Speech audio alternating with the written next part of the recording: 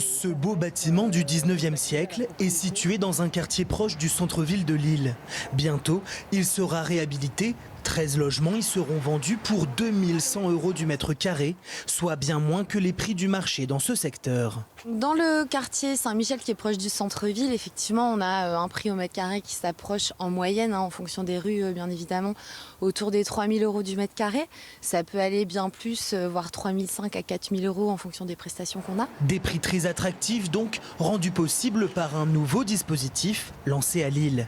Son mécanisme est simple, les futurs propriétaires vont acheter un appartement mais ne seront que locataires du terrain sur lequel se trouve l'immeuble.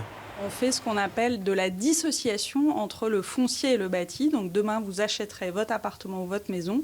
Simplement, le sol restera la propriété d'un organisme à but non lucratif dont la mission principale est de faire en sorte que grâce à cette dissociation, finalement, vous achetiez votre appartement moins cher que ce qu'il aurait coûté si vous aviez acheté en même temps que les murs son sol. Pour bénéficier du dispositif, les acquéreurs devront justifier de revenus modestes. Et en cas de revente, le nouveau prix ne pourra dépasser un certain seuil. Objectif, lutter contre la spéculation et permettre aux familles les plus pauvres d'accéder à la propriété. Je pense oui, ça va apporter un peu plus de diversité dans les quartiers. Ça permet à certaines personnes qui n'ont pas les moyens de se loger plutôt que de payer un loyer excessif, quoi. Ce système existe déjà aux États-Unis ou en Belgique, mais c'est une première en France. À Lille, la livraison de logements de ce type est prévue pour 2020.